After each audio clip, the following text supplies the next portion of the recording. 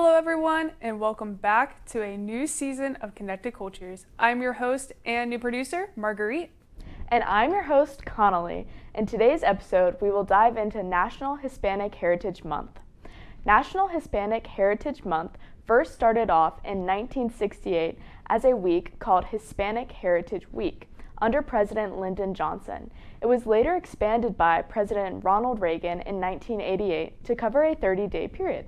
National Hispanic Heritage Month runs from September 15th to October 15th. During this 30-day period, we recognize the contributions and influence of Hispanic Americans to the history, culture, and achievements of the United States. Come join me as I go out and interview the Latin Hispanic Alliance at their fundraiser with Comeback Shack. Today I am here with the Latin Hispanic Alliance. So we are here at Comeback Shack. So if each of you guys would like to introduce yourselves, and if you could tell us why we're here with friends and food and fellowship. Hello, my name is Joshua Ramirez. I'm the secretary here at LHA.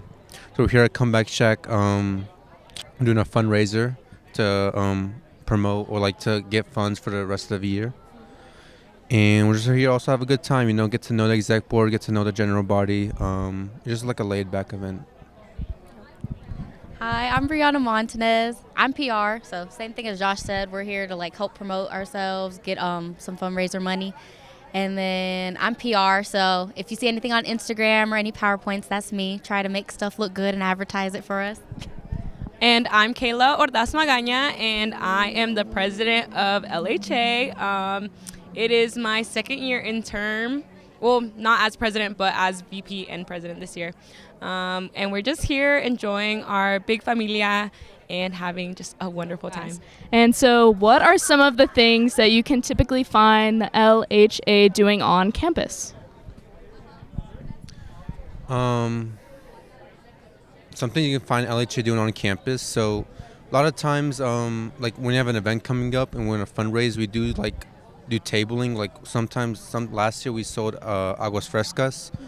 We do have game nights. Last Thursday we just hosted Loteria night. It was a success. We had over 50 people there.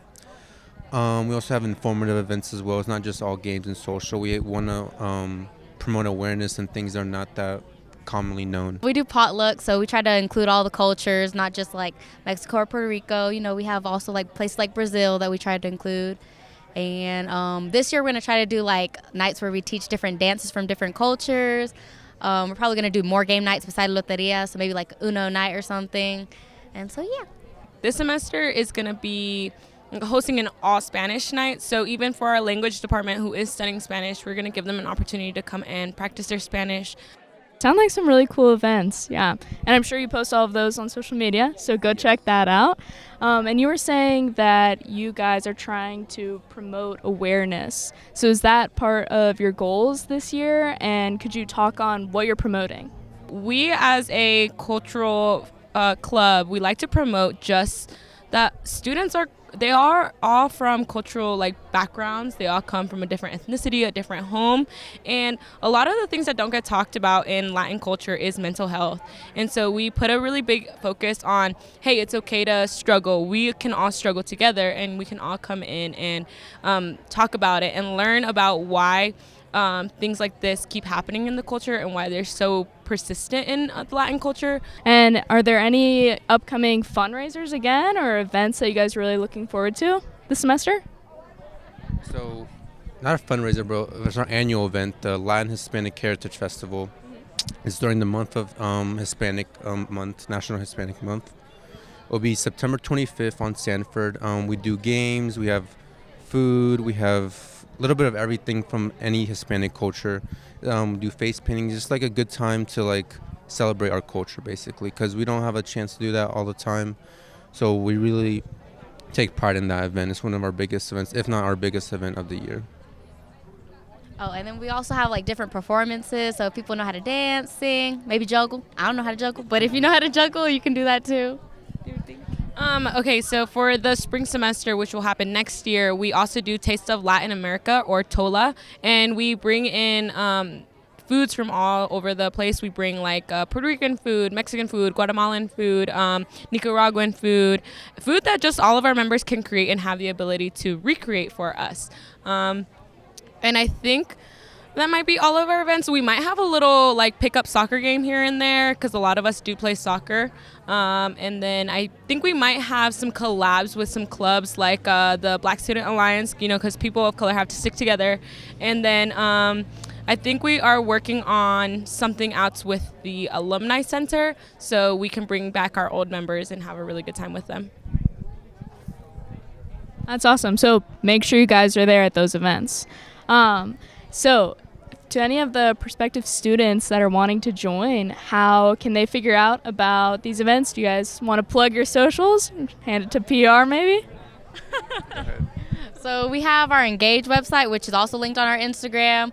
We're going to try to start doing TikToks. So we're going to probably do like LHA on the go. And so we might just stop you and ask you like, who are you wearing? Where are you going? Things like that. And we also have Facebook, if parents want to get involved and see what our students are doing on campus. Oh, I think you also forgot to mention we have Instagram, girl. we're at LHA App State, and it's all together. So yeah, just follow us, and we always post, and we make sure to keep you guys in the loop about everything on the Instagram. Well, thank you guys so much for your time, and thanks for inviting us. Yeah, of course. Well, nice to meet you guys, and look out. Wow, that looked like a lot of fun.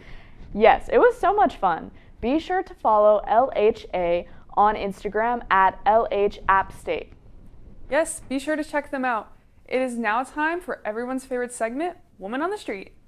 Come join us as we quiz people around the App State campus about Hispanic Heritage Month. Play along and see how many you get right. Hi, I'm Margurite, and today I'm here to do Woman on the Street trivia questions about National Hispanic Heritage Month. Today I'm here with Caitlin. Jake. Priscilla. All right, so number 1, where was singer-songwriter Shakira born? A, Chile, B, Venezuela, or C, Colombia? Colombia. Colombia? Colombia. Yes, that was right. Okay, which is the Spanish-speaking country with the largest population? A, Mexico, B, Colombia, or C, Spain? Spain? Mexico. Mexico. Yes, that's correct. All right, 2 for 2. Okay. Christ the Redeemer is a well-known Brazilian statue. In which city can you find it? A, Rio de Janeiro, B, Sao Paulo, or C, Brasilia? Rio. Is it Rio de Janeiro? I'm going to say Rio de Janeiro. Yes, that's correct. Okay, 3 for 3. Let's go. Okay. For which U.S. state has the largest Spanish-speaking population? A, Texas, B, New York, or C, California? I'm going to say Texas. Texas? California? Yes! Yeah, that's right. Okay. Which Latin comedian became the first to host a late-night talk show on English Language Network? A, George Lopez, B, Paul Rodriguez, or C, Eugenio Debrez? Is it George Lopez? George Lopez? George Lopez, that's the only name I know. Yeah, it is George Lopez. Okay. Frida Kahlo was a prominent artist of the 20th century. What type of art was she known for? A, self-portraits, B, still life, or C, impressionism? Impressionism? Is it self-portraits? I'm going to say self-portraits. Yes, that's right.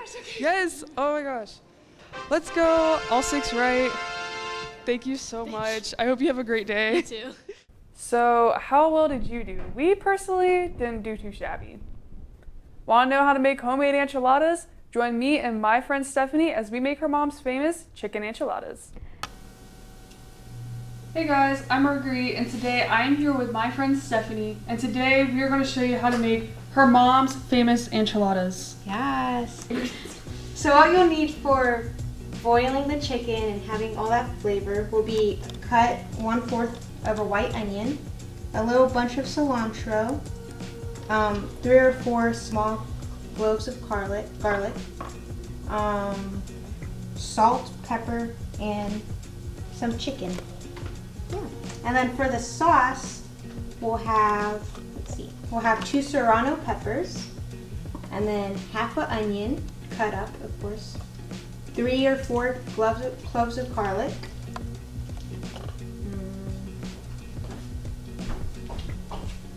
and some tomatillo, already rinsed and peeled. And I used about like 15 or 20 for the sauce. Alright, so now we're going to add the ingredients to our pot. We're going to first start with the onion.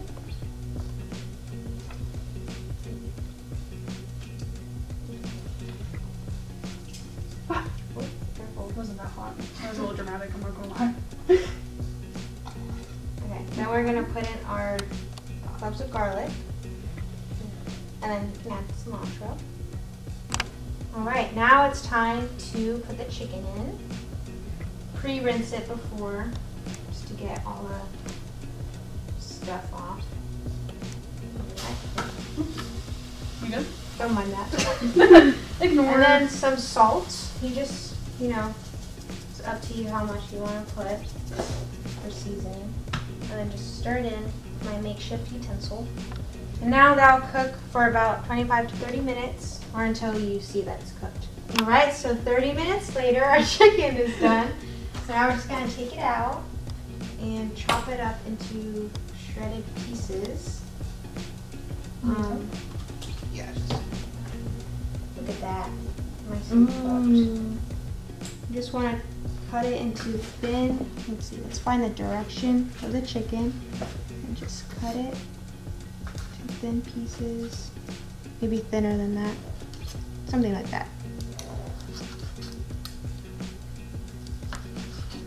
We're gonna head back to the pot. Just fill it up fill it up halfway or 3/4 again. And then we're gonna add our tomatillos. Again, it was about 15 to 20 of them. Just pop them in. And they're gonna boil on high until they turn like a light yellow color or a little brown. Just 2 serrano, that'll make it spicy. Alright, and we wait for that until we'll come back when it's ready. Alright, so once the tomatillo's done, it should look like this. They're like a little light yellow, but also brownish. And don't worry if some of them opened up, it's alright. Has a flavor. So now we're gonna blend it in my handy dandy mini ninja thing.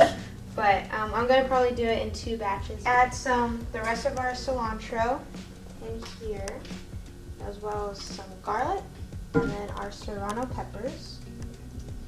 And then just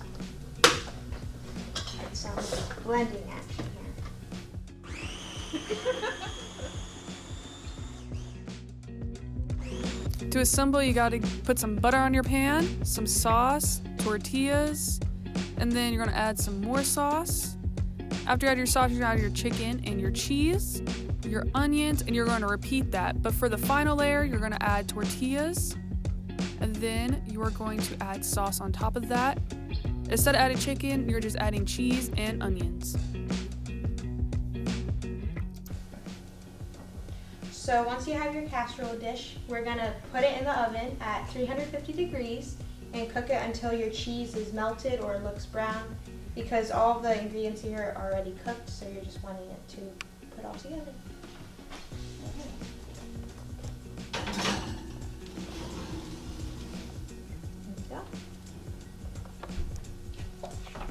There you go. Alright guys, this is the final product. This is what you should look like. Depending on how much you want your cheese to look, some brown in areas, but Yeah. I hope you guys enjoyed this segment and maybe learned how to make chicken enchiladas. thanks for watching. That is all we have for you guys today. Thank you so much for joining us. We hope you enjoyed and learned a little something about National Hispanic Heritage Month. See you next time. Bye.